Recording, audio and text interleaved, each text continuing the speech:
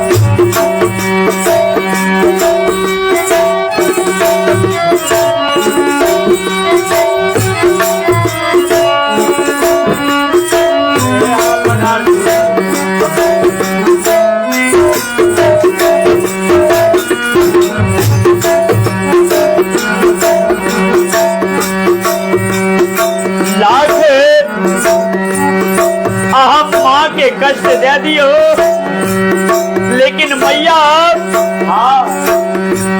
मैया के ममता के यहाँ देखियो कखनुओं ने अपना औलाद के विषय में बुरा सोचे थे दुलरा से कहे छे बाबू हम सब किछ तेज देवे लेकिन बाबू तोहर सुरतिया हम कोना के तेजबे कैसे हम तेज कैसे हम तेज जबई कैसे हम तेज जबई कैसे हम तेज कैसे हम तेज जबई कैसे हम तेज जबई कैसे हम तेज जबई कैसे हम तेज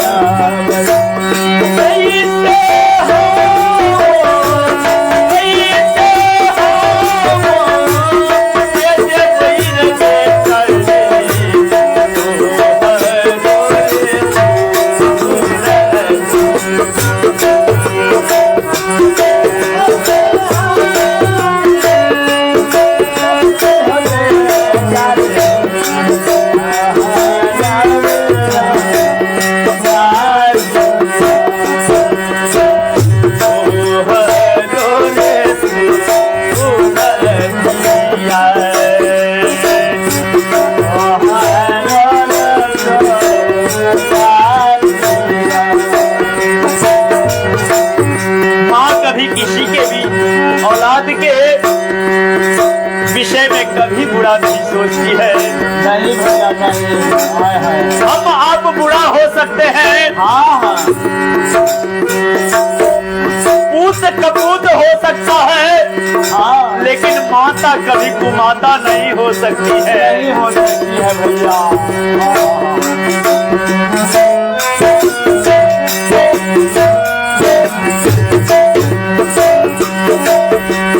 मैया गाने से और कहे थे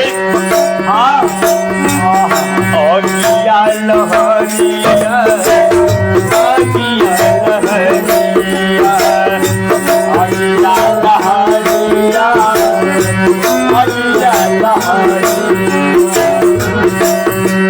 कभी भी अपने माता पिता को कष्ट नहीं देना चाहिए। भैया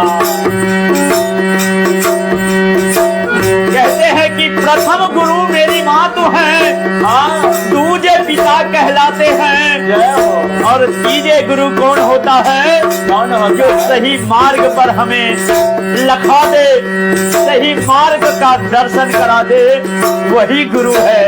जय हो जय हो जय हो। आज्ञा लहरिया,